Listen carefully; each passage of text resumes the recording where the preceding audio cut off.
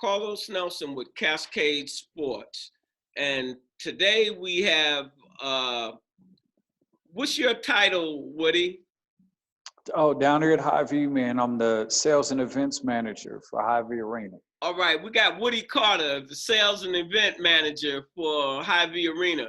But I met Woody, you see he's got the original Harlem Globetrotter shirt on.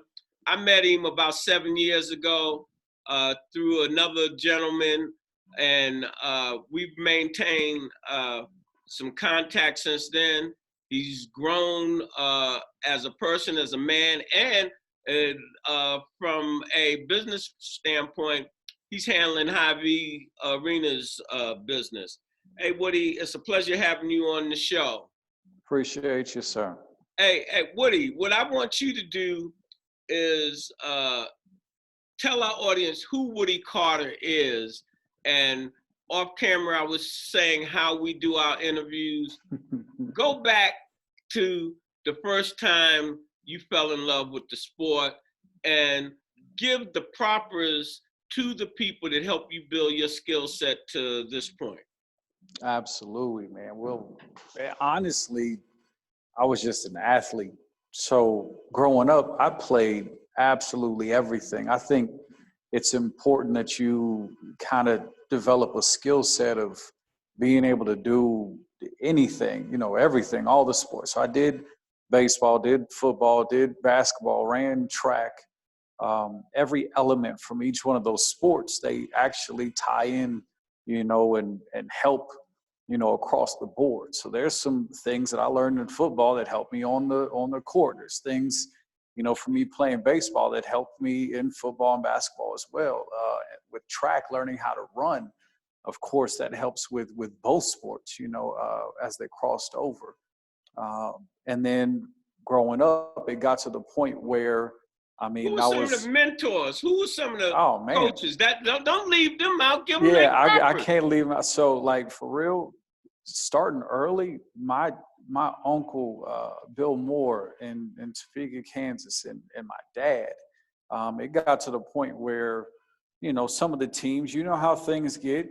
Some teams, some players get, picked a certain way, and there's certain treatment. So my uncle and my dad, we made our own team because that's what's your dad's name? Let the people know what so I'm a third, man. So right. my dad's a Woodrow too. So he's that's junior. He don't look like a junior, man. My dad is 6'6", 320 pounds, man. Looking like the senior. Goodness, yes.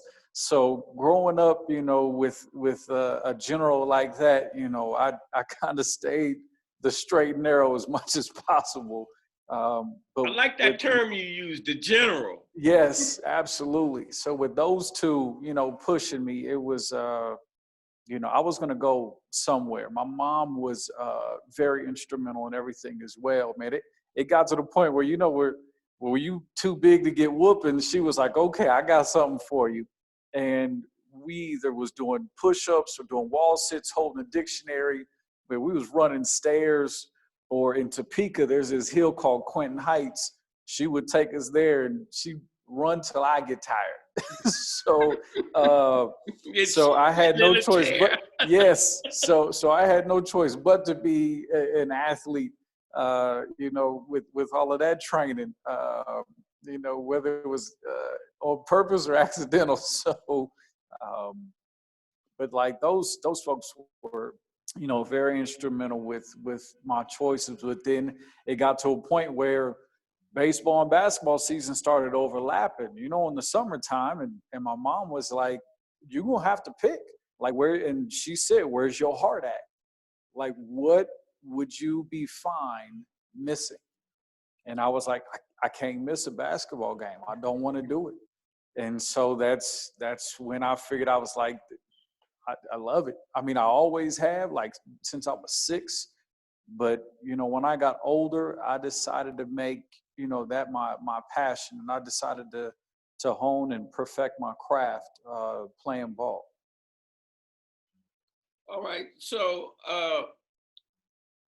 who'd you play for in high school? You still done left it Man, out. Where man. did you So look, play? there's And there there are some. that tell me about mom and dad was one of Yeah. the main influences. But So yeah, let's go. so through high school, of course, you have coaches, and I had my run-ins of coaches that I didn't think were the best, and some that did point me in a good direction. I was in one of those situations where we had a coach that was a teacher. Mm-hmm. So someone who knew the game of basketball in and out. Um, I thought that was kind of missing to a certain extent. So I had my folks I was reaching out to. Rex Walters was a Right. huge, person in my life through high school with learning the game of basketball.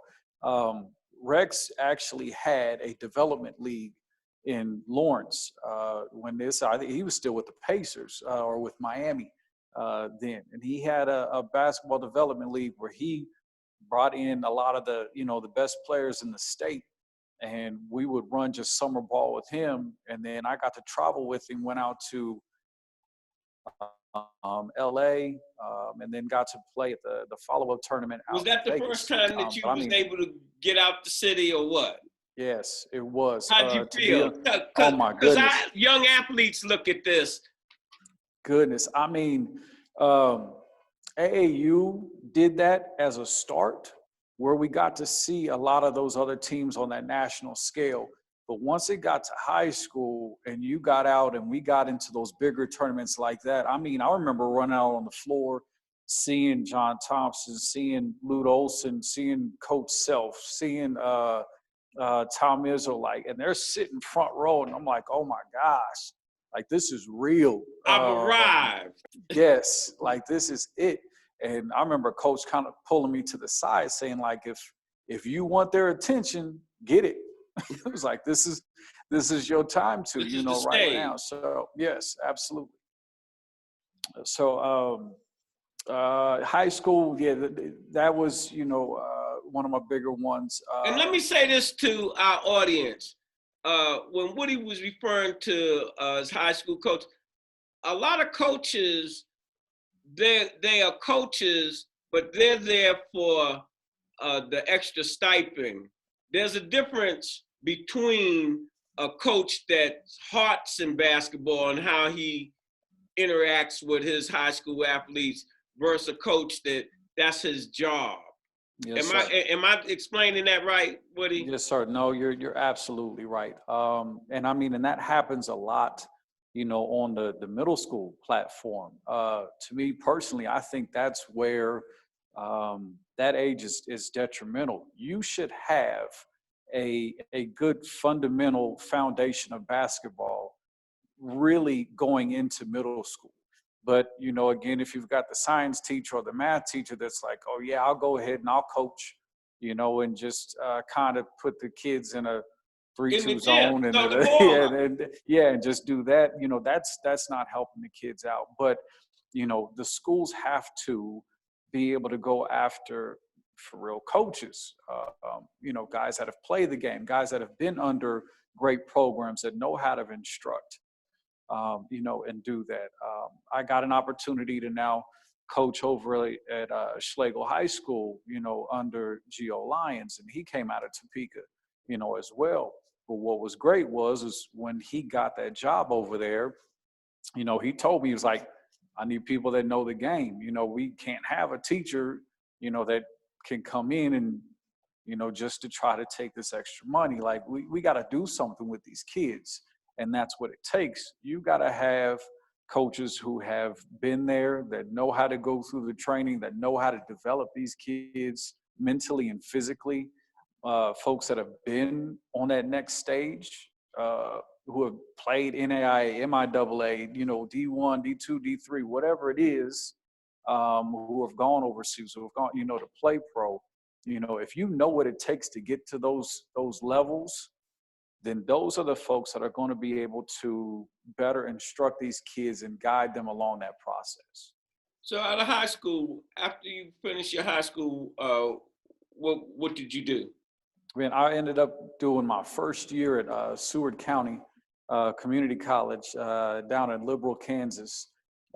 Played there, for a year.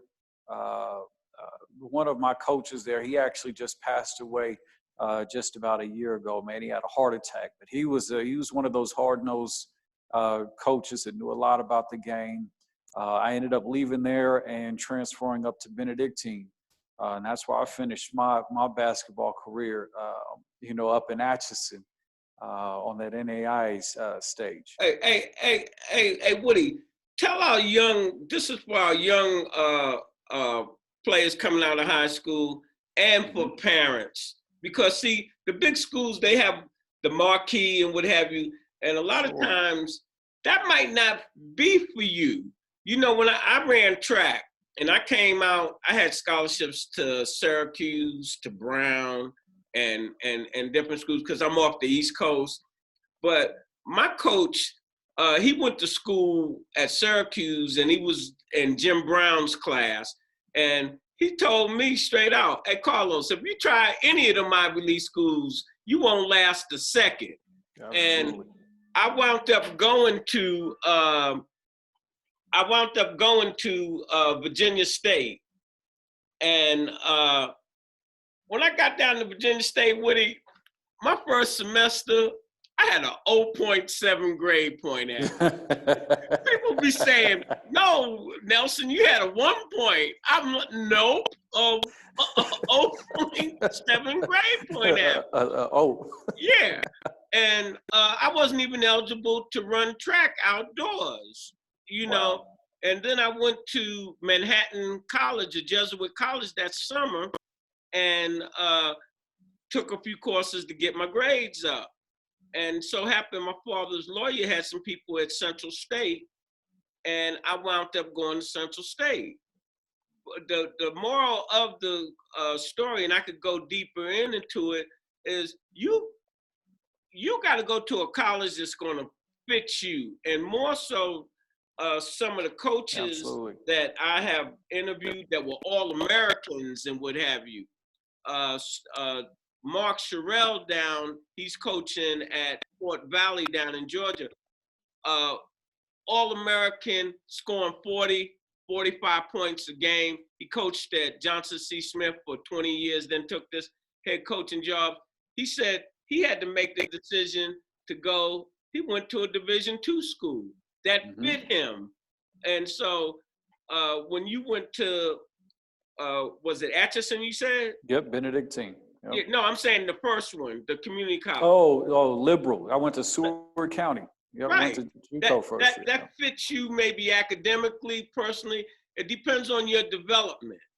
And it depends on what you can get. And so I wanted to accent that on how, and look where you're at right now. And yes, so that was the point that I was trying to make, especially for our parents and these young kids.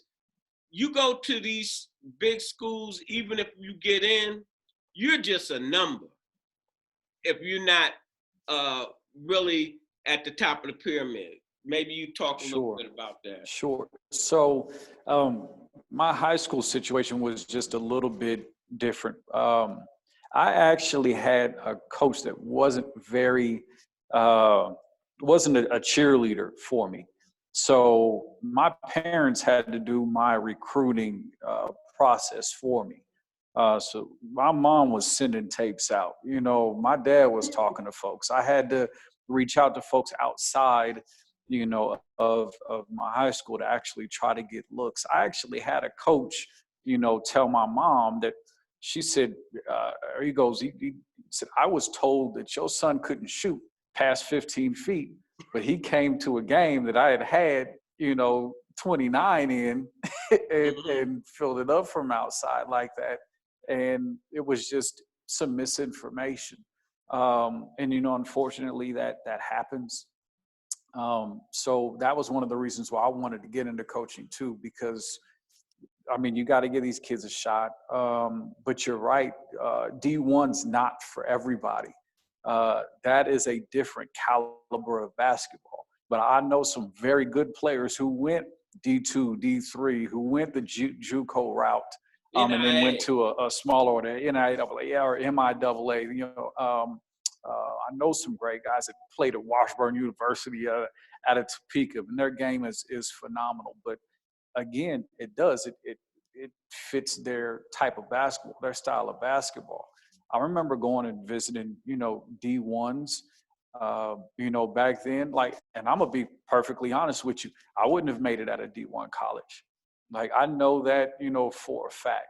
The route that I went, going JUCO that first year, and then going NAIA, that was a shooters league. That was still some tough basketball. Playing against Mid-America Nazarene, playing against Baker, and yeah, absolutely. I'm like, that is a tough, league, and Benedictine, but they've made it into the tournament, pretty deep here these last few years, doing that. But it's a great league. But again, some of these players that think that they're D1 caliber, but who don't get outside of Kansas City, it's a rude awakening when that does happen. They do play basketball other places in the world. You've got those guys that, let's talk about, because Cascade Sports is home of the student athlete. Yes, sir. And you could be balling out this universe, but if your academics don't, as I said, people are always asking me, Carlos, why do you be telling people you had an 0.7? Because that's what I had. Yeah, that's important. And it can help another young man to see what I've done in life, to see that what they need to be doing. And no matter what their situation is, as they say in ball, you can't play today's game with yesterday's score. The future is always in front of you. You always can modify what you're doing to get where you want to go. Right. And seeing, and Carlos, man, thank God I did have, both of my parents in my life. And I told you how big my dad was. Right. Let me come home with something less than a B on my report card, and wasn't happening. Oh, no, sir. No, sir. Like I said, that happened one time. And after that, it didn't happen again. So, what these kids do have to understand, that if we tell them you are a student athlete, you are not going to be able to be an athlete if you aren't a student first. When you go through those clearinghouse and you are trying to get folks' attention, the recruitment process, how it looks like is it's this. Recruiters already know if you're a player. When they contact the coaches, they want to know, what's the grades like? Is he coachable? Is he a leader? Can he listen? Is he a hardhead? They're also asking about a little bit about coachability, Woody. Mm-hmm. So that's tough. Like I said, you could be possibly the greatest athlete in the world. If you're not coachable, you will get passed on. You have to be able to fit into a particular program. If you're not coachable, then that, makes you somewhat, defiant. And then you can end up throwing a wrinkle in someone's program, and coaches aren't going to want to gamble on you. So that is very important. But yeah, if you don't have your grades, if that's not, part of your foundation, you're not going anywhere. And JUCO is going to have to be your first route because, your grades aren't right. Back when I was, coming up, that was how it was explained to me, that folks went the JUCO route because they didn't have their grades initially. Well, I had coming up, and I don't mind talking about the ugly secret. They had people taking your tests for you and all kinds of stuff that. Man, yeah. See, and I didn't have that route. I couldn't do that. Well, that was in the 60s. Yeah, that was. That's what you got to remember now. I'm not there, man. I'm not there yet. Is he? Yeah, that was in the 60s. All kinds of stuff. Everything was supposed to be amateur. Wink, wink. But and again, the truth is the light. Yes, sir. And I try to expose as much of what it was, what it is, and hopefully it can get better. And one of the major things I try to tell these kids, you don't have good grades, you don't have good character, you're not coachable. Nowadays, these coaches are not going to lose their job because they give you a scholarship and then you flunk off the team or you cause disruption in the team.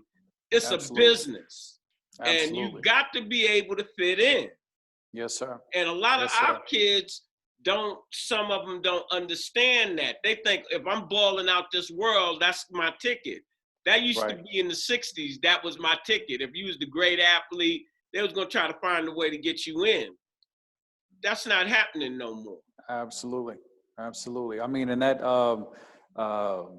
once you first get to college, I remember my first year at JUCO, we had, I want to say it was 19 that was there on squad. By the time season started, we started with 14. So I learned quickly, like, it's not a game. There were a few times, when coach said, it's either going to be this or you're going to end up getting back to your room and there's going to be a bus ticket waiting for you. And that's what happened to a few players. We remember getting, walking into the gym and we would be short a couple players. Yeah. Where's Jim? Yeah, it was like, where? Hey, and they was right back home. The academic part is important.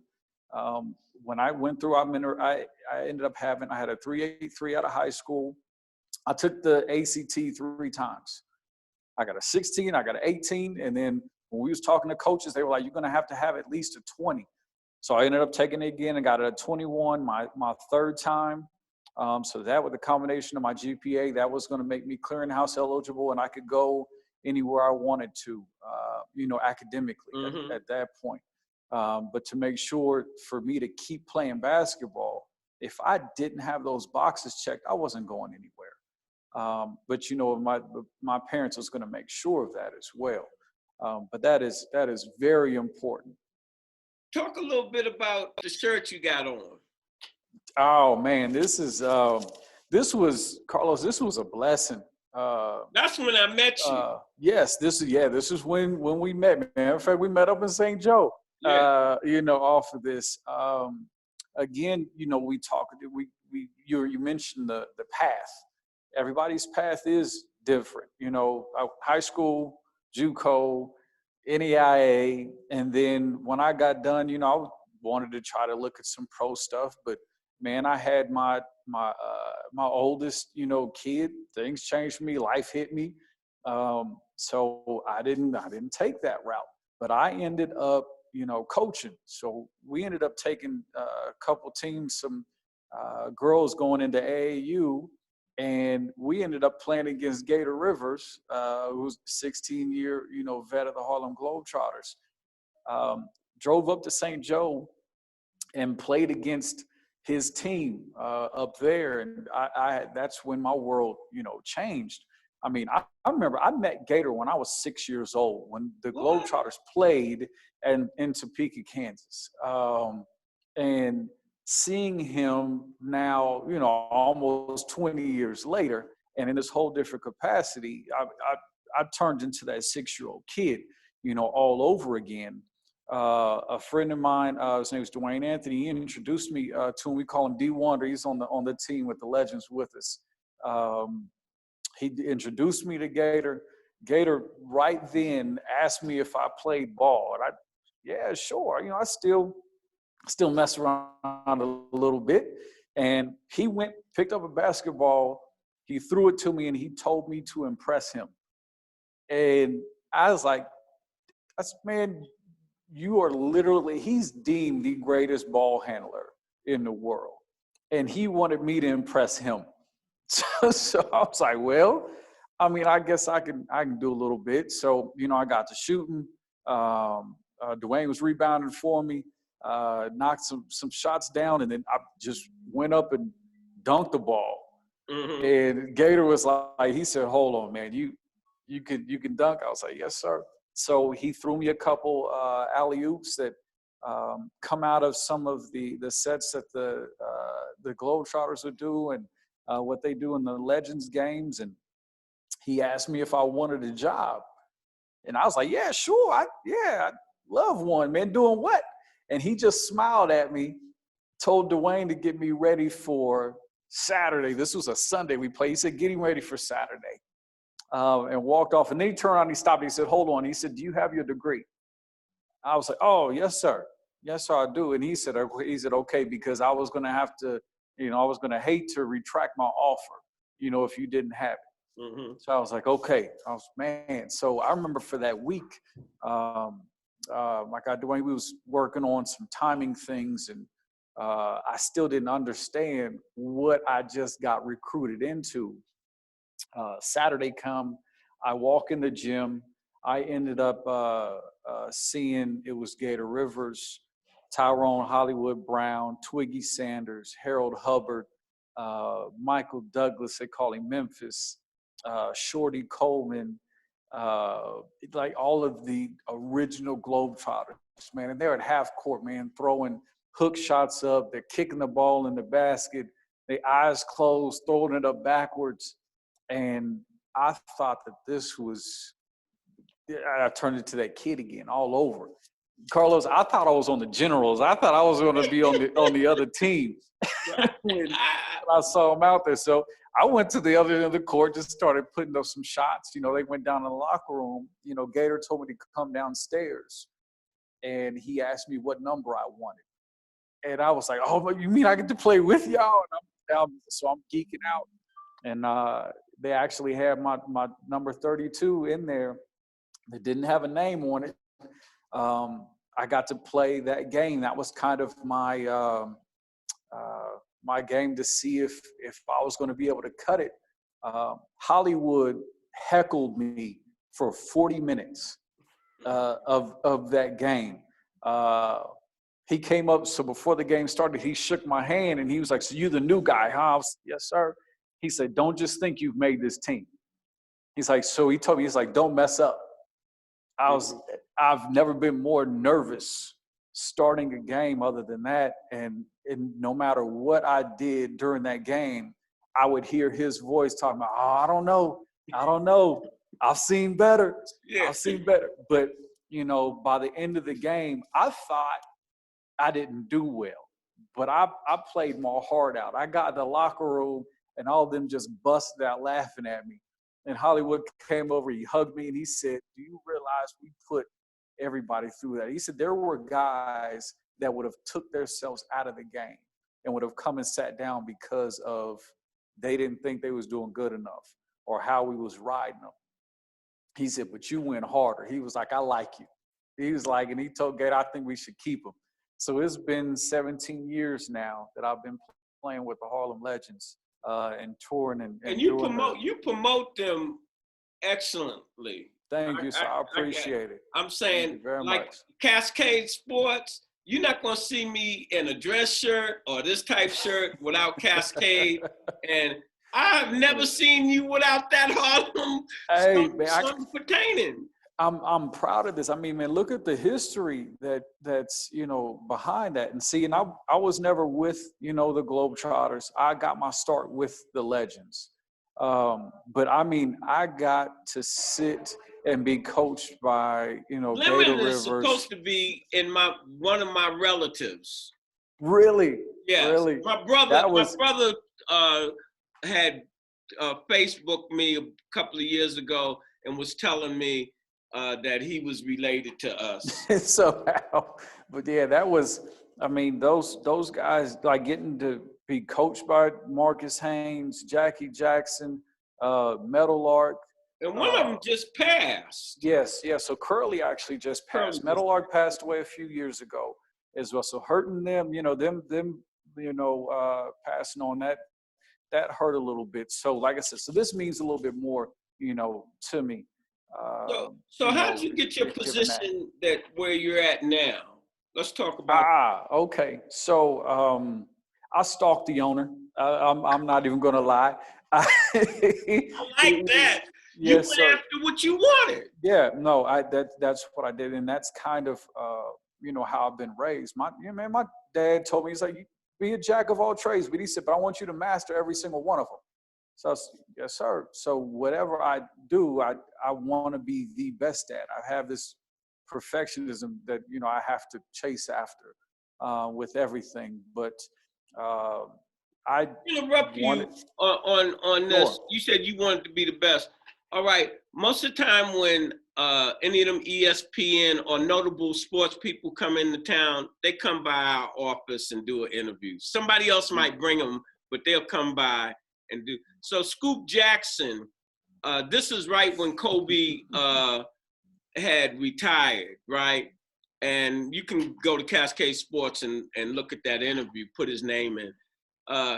He was talking about kids. I think I didn't do the interview, but Glenn did the interview, and he was saying, how did he see people in the profession? And he said these kids come out of college, the first thing they want to say is, I want to work for ESPN, or I want to work for CBS Sports, or I want to do this. They never say, I want to be the best in my profession. That's what I'm bringing the conversation. Yes, you said sir. you wanted to be the best in what Absolutely. you did. Yep. So I'm like, no matter what it is, like I've majority had sales jobs. So I wanted to be the best salesperson. It, like whatever position it was, I was going to do whatever it took to be, you know, top of the leaderboard in whatever sales it was or whatever category it was. Those things define you. And they defined me. I always knew that, you know, I'm not going to be able to play basketball, you know, forever. But I'm gonna ride this till the wheels fall off, though. Right. So I remember getting on Google and putting in basketball in Kansas City in my search feed, and the article about the arena popped up, and the headline said "World's Largest Youth Basketball Facility to be built in Kansas City," and I was like, God, that's my job. Like, that's it. And so I read the article. I found the names in there. I literally went on LinkedIn and I friended the owner. It was Steve Fouch. And this was probably about, I was close to 1 a.m. And I sent over a message. You know, my wife was like, what are you doing? I was like, you know what? When he wakes up in the morning, my email and message is going to be the first thing he sees. So, but it just so happened he was awake and he messaged me back and he was like, well, what do you want? And I told him, I was like, you need me for this project. Like, I know what you need to make this building jump. I was like, I can bring you some of the top tournaments and some of the bigger coaches, you know, to that, to that building, if you give me the opportunity. And we went back and forth for maybe about half an hour, through messages on LinkedIn. I forwarded over my resume. I got a call that morning at probably about 8 o'clock in the morning from the current GM. She asked me to come in. I interviewed on that Monday. It was only supposed to be half an hour. It got extended out probably about an hour, just about. I ended up leaving to head home and called my wife. She was like, how'd it go? And I was like, well, it went okay. I really didn't know. And I got a call in the middle of it. I was like, hold on, let me see who this is. I click over and it was Steve Fouch. And he said, hey, I'm actually at the building. Can you come down?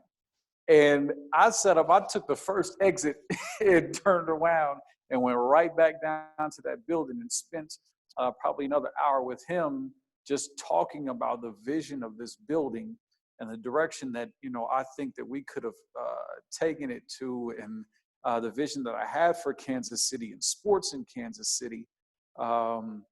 Ended up following up with him on Wednesday, and he called me that now Friday, and then said, do you want a job? I was like, absolutely. I was like, doing what?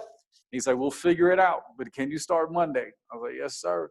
So it's been, 2 years into this thing, now. So it's been a blessing. Well, that's just like this interview. I just went to see when I call, because I'm on LinkedIn. It'd be 12 at night. It was 10 when I hit you up. Yeah, and you never know what people are doing. You Yes, know, sir. you got to go Yes, at sir. it. Got to go after it. Yes, sir. You got back with me. Like, what did I say? You said, well, when can I do it? I was like, you can do it now. But tomorrow work also, because at Cascade Media and Cascade Sports, we have a mantra. Cascade Sports is the wave of the future. That wave is the internet, and the future's now, right now. Absolutely. Yep, because it works. I mean, just like these Zoom meetings. I mean, technology is amazing. Because I mean, gosh, even with the building, we've partnered. We've got Shot Tracker that's in the building now. We also have Play Site that's on all 12 courts. So that's one of the tools that we're trying to use. So Play Site, we can actually stream all 12 games or all 12 courts out at the same time.